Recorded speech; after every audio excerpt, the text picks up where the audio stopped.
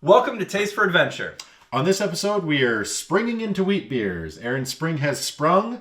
That's right. My birthday is over. That's March 20th. That's the vernal equinox. That's right. First day of spring. Yep, and we're in it. That's right. And, wheat beers are a great beer to drink in spring, and nobody knows that better than Belle's Brewery, who have an entire holiday dedicated to their seasonal wheat beer release. Yeah, that one being Oberon. That's right. Yeah.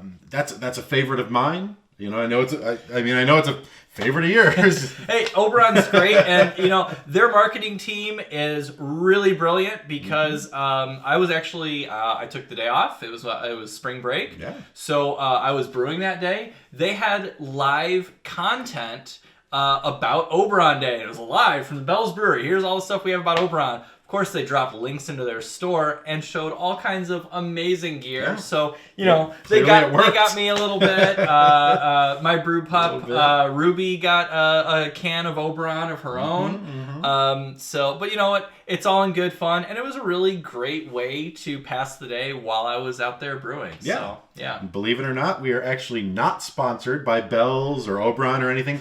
Yeah. Well, we've been ringing their bells and singing their praises, all episode. Who else do we have on this one? Yeah, so I thought we could talk about the BJCP category 1D, which is American wheat beer, which is a great springtime style to drink. And when I think of American wheat beers, no beers better evoke that for me than Belle's Oberon, as well as Goose Island's 312. Yes, in terms of American. As far as American wheat beers, of course, everybody knows about Hefeweizens or the German wheat beers, but we got a couple of different ones that are not Hefeweizens to kind of contrast against the American wheat beers. What are those? We've got Weihenstephaner's Kristall Weissbier, and we've got Hoegaarden. That's right. So the Kristall Weitbier, I don't think I've had before. Yeah, I've never heard of that. So that is a German wheat beer, but it's not a Hefeweizen. They say that it's not cloudy. It's like ultra filtered, and it should be a little bit sharper. So I thought that might kind of... That's an interesting one. Yeah, I'd really love to compare that with the American wheat beers. And then the Hoegaarden is it's the Belgian wheat beer, and that is usually spiced a little bit with sometimes coriander, things like that. Yeah. So a little bit of a different Belgian wheat beer to see how that might compare to the hoppier flavors that the American wheat beers usually have. Interesting. Well, let's kick off this not quite Oberon day with Belle's Oberon. Okay, let's do it.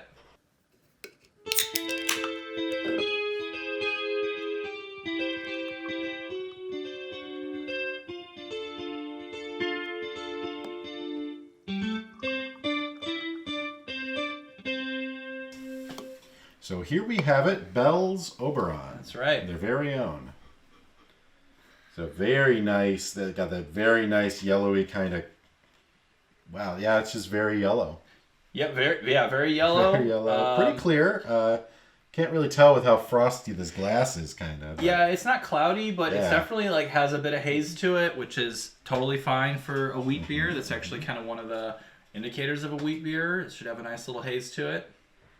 If you're drinking Oberon, you're having a pretty good day. That's right. Yeah, it's great poolside sipper beer. Oh yeah. I'm just, you remember a beer, and I just remembered it being a little bit more like a bright, lemony sort of hoppiness. Yeah, with the motif of the can, it's I was like, oh yeah, it's kind of like orangey, right? Like it's kind of like an orange. It's like, no, it's not quite true. You just get that from the can, the aesthetic there. Yeah. Still really good. Oh, it's a great beer. Yeah, and it has some of that classic wheat flavor that is it's somewhere between grainy and bready. It doesn't have that real dry, coarse, crackery note to it, but it's almost a little bit like that. But that's somewhere in there is where you get a lot of that wheat contribution. The light but very kind of malty, but very, very light maltiness. Right. Yeah, this is not a heavy beer by any metric. You know, put away your stouts, put away your porters. You know, this is the wheat beer episode for sure. That's right. Yeah, I mean it's springtime. You know, this could be a lawnmower beer. Oh yeah. This is definitely a good beer for to mild and warmer weathers. Yeah, absolutely. Yeah. So I'm gonna take a quick peek here at the American Wheat Beer BJCP guidelines. Yeah. So I have a few things highlighted. These are actually from when I was studying for the BJCP exam. So maybe I'll just read what I actually had highlighted. Yeah. Overall impression of an American wheat beer should be refreshing wheat beers that can display more hop character and less yeast character than their German cousins. The aroma can be low to moderate grainy, bready, or doughy wheat. Okay. Neutral yeast strains and hop aroma may be low to moderate with no clove phenols. Now we'll get more into the clove phenolics in that's more like the Belgian style. Okay. Yeah. Gotcha. Glad to be covering. That's a little bit esoteric for my for my simpleton mind. You know what? I think they call attention to that because there are a number of strains of like wheat beer yeasts. Yeah. Okay. And the Belgian wheat beer strains are going to contribute those either banana or clove like aromas to it. And that's actually a factor of the yeast and the fermentation, not of the yeast or the malts. I've definitely had some wheat beers that I would describe as banana-y. Yeah. Yeah, so that's interesting. Banana a lot of times is in like the Hefeweizens, so a lot of the German ones are pretty heavy banana. Yeah. And then the Belgians are going to be more of the phenolic, which is more spicy and clove. Yeah. And then compared to the American wheat beers, a lot more neutral, really a clean palate wheat yeast to let the malt and the hops kind of shine through. Interesting. Yeah, and in the Belle's Oberon here, I would definitely say it's more of that clean malt with just a supporting hop character. Yeah. Well, I mean, there's a reason this has its own day. That's right. Yeah. So appearance, the guidelines say that it's usually pale yellow to gold, may range from brilliant to hazy, with a big, long-lasting white head. So it actually does have a fair amount of head. Yeah, you can get it to come back pretty easily too. Yeah, yellow, lightly hazy. So full marks I would say for appearance. Mm-hmm. Flavor. It should be bready, doughy, or grainy wheat flavor, which actually I already indicated it has. And then low to moderate hop flavor in spicy, citrusy, floral, or fruity. Any of those, so really a wide range of hop flavor, but it should not be high. It should be low to moderate. Got it. Mouthfeel should be medium light to medium bodied, medium high to high carbonation. And to make an American wheat beer, often it uses wheat malt, even up to 50% or more of the grist. So it can be half wheat compared to half barley. Okay. So it really contributes a lot of those flavors that we're getting. Really are a lot of the wheat. Got it. That makes sense to me. The bitterness is going to be pretty well in check, 15 to 30 IBUs. Coming in at an alcohol by volume of 4 to 5.5%. So definitely not an imperial type beer. A pretty nice, easy drinking, but still heavy enough to be full of good craft flavors. Yeah. I'd be interested to try an imperial wheat beer. They make them. I'm sure they do. The Germans make a style called Weisenbach, which is a wheat Bach, and Bach is like double strength. Right. So those can be really pretty big. There's also an American style called a wheat wine.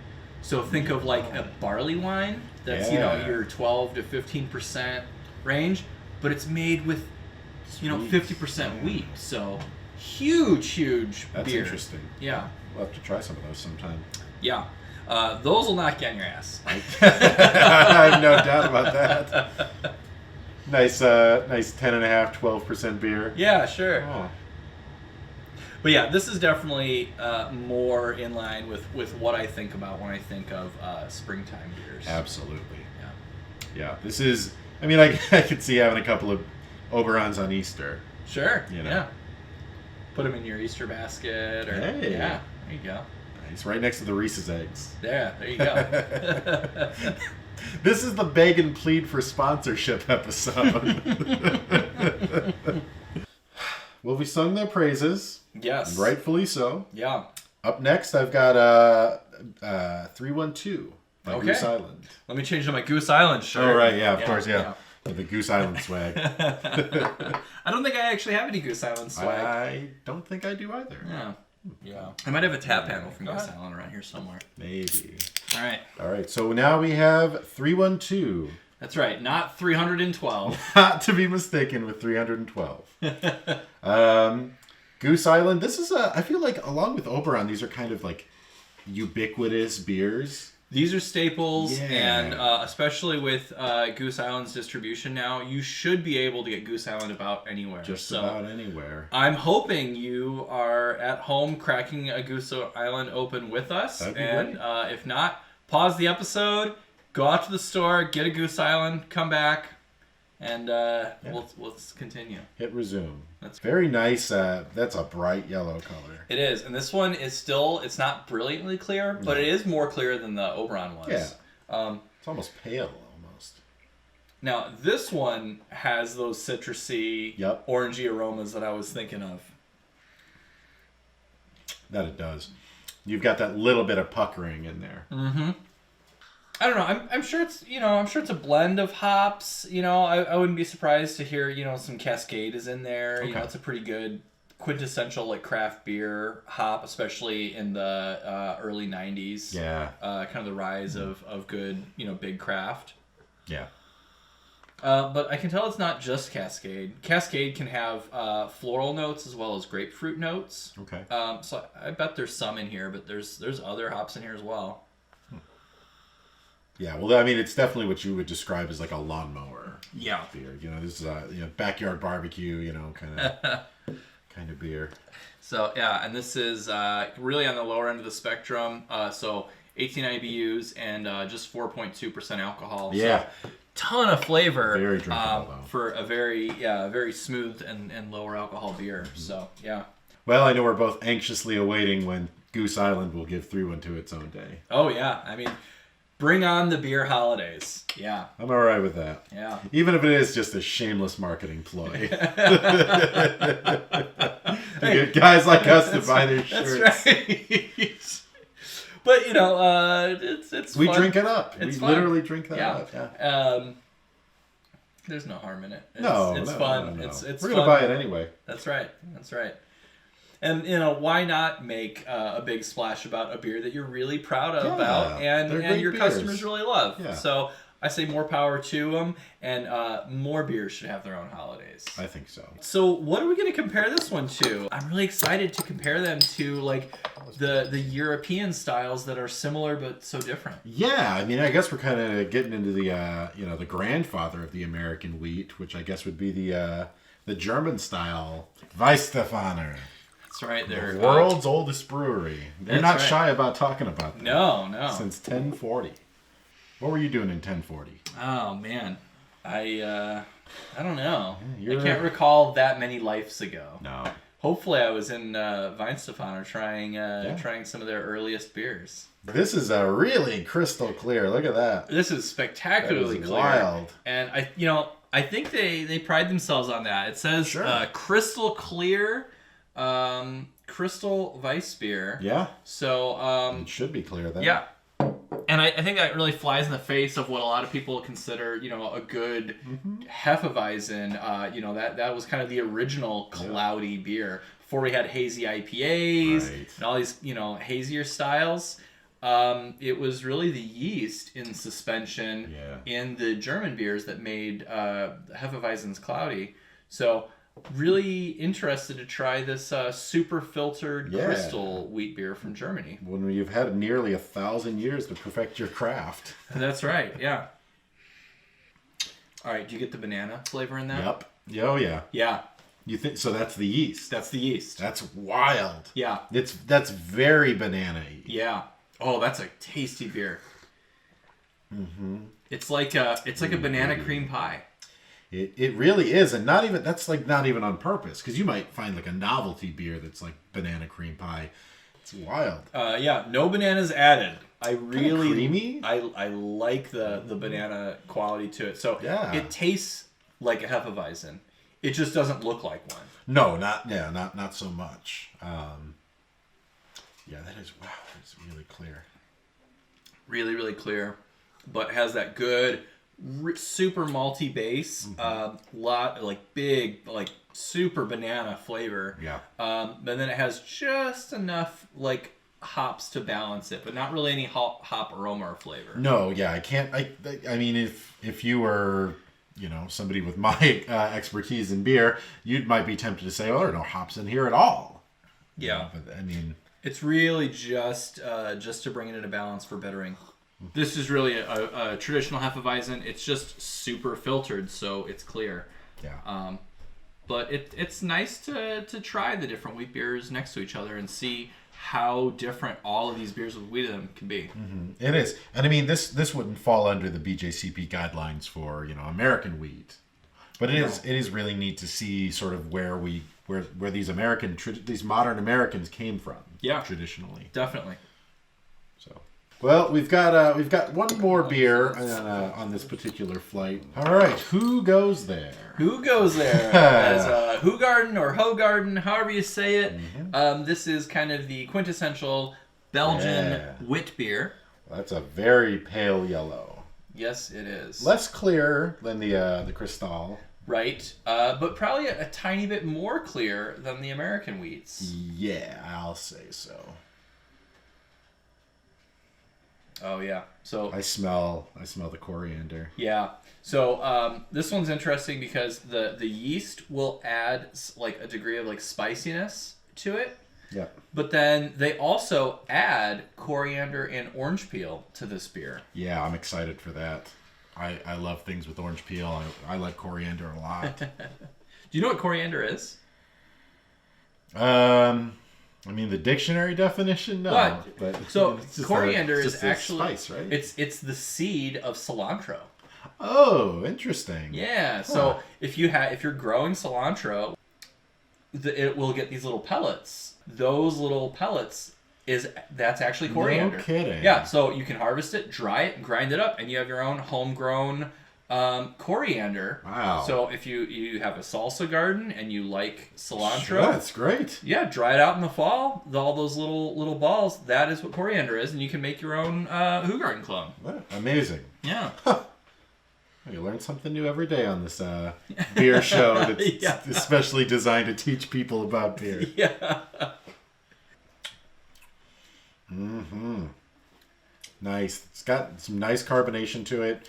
It's got nice like that like spiciness, like not obviously not heat, but that spicy coriander taste. Yeah, and some of that orange peel as well, and I think that plays with the hops because it's like a spiced orange dessert. Like it's really a nice. You can kind of pick it out if you're looking for it, I think. Yeah. So like whereas the 312 was very orangey, but you knew that was all from the hops. Yeah. Actually, I think the 312 was the closest to this beer. They do have kind of similarity because that one's also going to be kind of a citrusy, a little bit of spicy. Right. Yeah. This one kind of takes that and even ratchets it up further because it's not just hop derived oranginess. Yeah. It's also from the coriander and the orange peel. Yeah. Wow, it's super good. Yeah, I like this one a lot. That head just kind of sticks around, doesn't it? It does.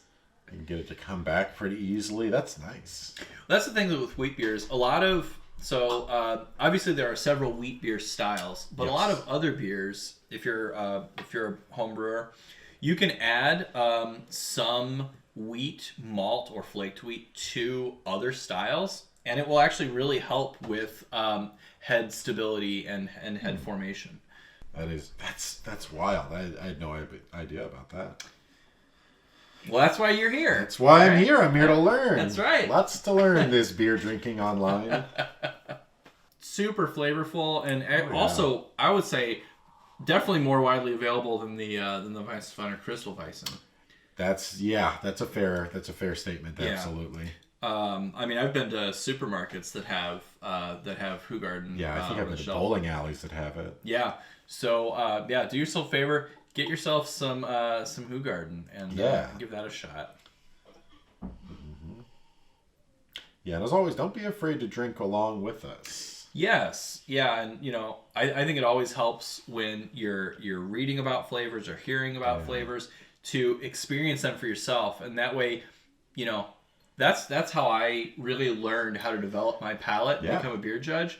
I didn't study on my own. I actually went to a class in Chicago. It was like every single month for like several months, and we would go and sit in a classroom and learn about styles, and then we'd taste along to really start developing our palates and developing our vocabulary to understand this is coriander. It's not just an orangey hop that I'm getting from this beer. Gotcha. Things like that. That's interesting. Yeah, so I always really, really recommend when you're reading the guidelines and you're talking to somebody about beer or reading about a beer, try to have that beer in front of you and taste it so you can connect what you're learning about with your other senses as well. Right. I'm definitely a more hands-on learner. I always say, stuff like this doesn't happen on a spreadsheet. Like you actually have to go somewhere, you have to taste the beer, you have to get your hands on whatever it is you're trying to learn, or else I don't feel like it's that effective, I'm not what you would call a book learner, I'm more of a hands-on. Well, and when you talk about something like flavor, oh my gosh, it's so much better to be smelling the thing that you're describing or to be tasting the thing that's being described. Imagine, being like, oh yeah, reading in the book, this is what all of this smells and tastes like. It's like, I don't have a barometer for it. Yeah. Until you actually get your lips around it. Right. So that pretty much concludes our spring wheat beers episode, Springing into Wheat. Springing into Wheat. That's right. So thank you so much for joining us. I hope you got to taste along with us, or if you didn't and you enjoyed the episode, go out and buy some of these beers and watch it again. Yeah, definitely. And join us next time. We're back in the Drinking Griffin Tavern, the beautiful new backsplash that Aaron put in for the Drinking Griffin Tavern. Looking forward to many, many more great quality episodes in this particular tavern. Definitely. We will see you again soon. Cheers. Nice. That's good. Yeah. They're all good. We're good. We got some good energy. We got good energy. We know what we're doing now.